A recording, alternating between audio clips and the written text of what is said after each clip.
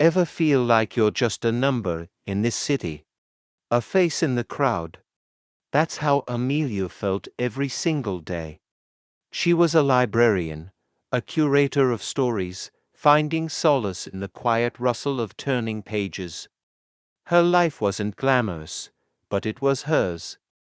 She loved the scent of old books, the hushed respect of the library's patrons, and the simple joy of helping a child find their first magical adventure.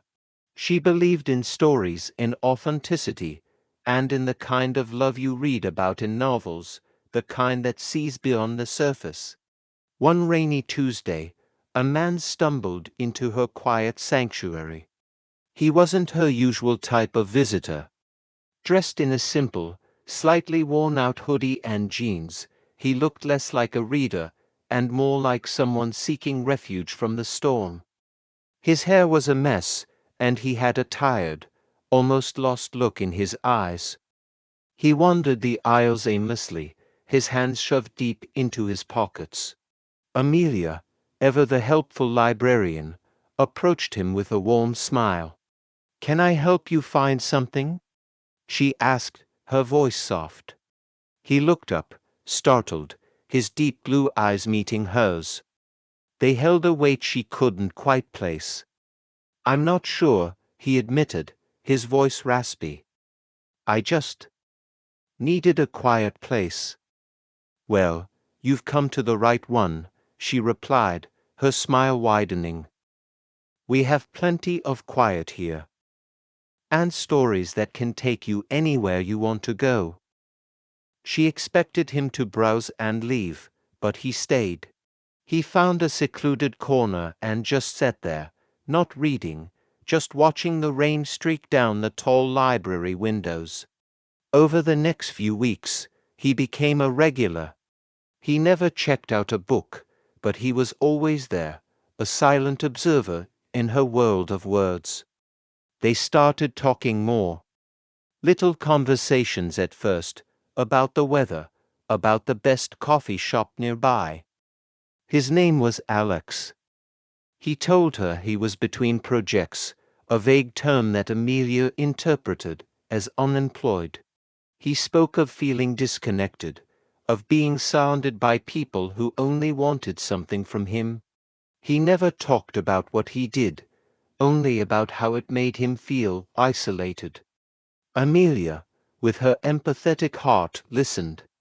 She didn't see a man without a job, she saw a soul searching for a genuine connection. She recommended books to him, not self-help guides, but epic fantasies and poignant dramas. Sometimes, she'd say, the best way to find yourself is to get lost in someone else's story. One afternoon, as she was closing up, Alex was waiting for her by the door. "Amelia," he started, looking more nervous than she'd ever seen him. "I really enjoy our talks. I feel like I can just be myself with you. I was wondering if you'd let me take you to dinner sometime." Amelia's heart did a little flutter. She liked Alex. She liked his quiet presence, his thoughtful eyes, and the way he listened. But she had been hurt before by men who weren't ready, who were still figuring things out. She valued stability, not just financially, but emotionally. And Alex, as kind as he was, seemed adrift. She gave him a gentle, apologetic smile. "Alex, you're a really sweet guy. I enjoy our conversations too, but I'm not sure this is the right time for me. I'm looking for something. Well, something a bit more settled. I hope you understand." Rejection stings, and she saw it in his eyes. A flicker of disappointment, but then something else she couldn't read. He just nodded slowly. "I understand," he said quietly. "Thanks for being honest." And with that, he walked away into the evening mist. Amelia felt a pang of regret. Maybe she'd been too quick to judge. But she stood by her decision. Her peace was hard-won, and she wasn't going to risk it. The next day, Alex wasn't at the library. Or the day after. A week went by, and his corner remained empty. Amelia found herself missing his quiet presence more than she expected. She'd catch herself looking up from her desk, hoping to see his familiar figure, but he was gone. About 2 weeks later, the library was hosting its annual fundraising gala. It was the one night a year Amelia traded her sensible cardigans for an elegant gown. The event was crucial for the library's survival, and they always hoped for a generous benefactor. This year, rumors were swirling about a major donation from the CEO of Sterling Enterprises, one of the biggest tech firms in the country. No one had ever seen the reclusive CEO, Alexander Sterling, in public before. Amelia was mingling, a glass of sparkling water in her hand, when the library director took the stage. And now, the director announced with a flourish, "It is my immense honor to introduce the man whose incredible generosity will secure our library as future for years to come. Please welcome Mr. Alexander Sterling." Amelia clapped along with everyone else, craning her neck to see the mysterious billionaire. And then he walked onto the stage. Her clapping faltered. Her jaw dropped. It was Alex. He wasn't in a worn-out hoodie anymore. He was in a perfectly tailored tuxedo that fit him like a second skin. His hair was styled, his face was clean-shaven, but his eyes, they were the same deep blue, thoughtful eyes. He looked out at the crowd, his gaze scanning the room until it landed on her.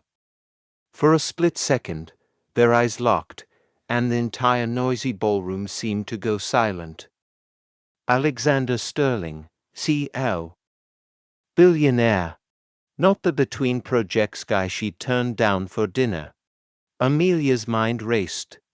She felt a hot blush creep up her neck.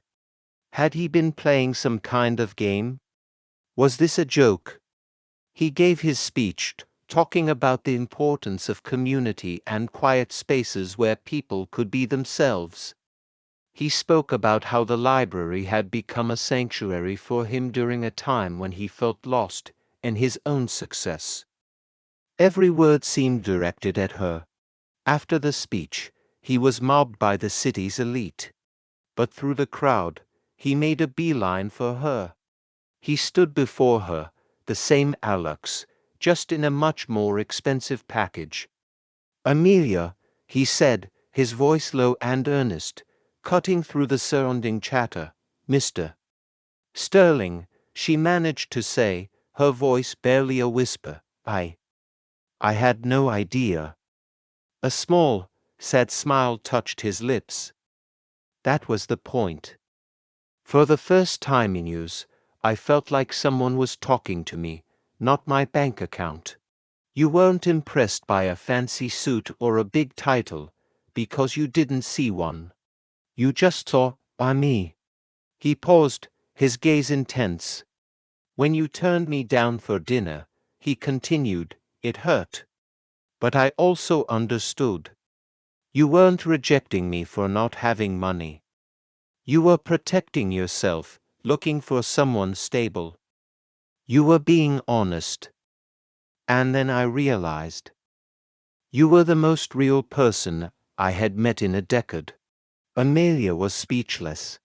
All this time, she thought he was lost, but he was just hiding in plain sight, searching for something he couldn't buy.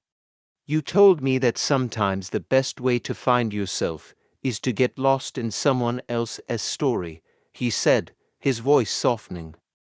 "Amelia, I think I'm ready to start a new story. With you. If you'll give me a second chance. I promise, I'm a lot more settled than I let on." He wasn't just Alexander Sterling, the CEO. He was Alex, the man who found refuge from the rain in her library. The man who listened. The man who saw her, too. Looking at him, Really looking at him, Amelia saw beyond the tuxedo and the title.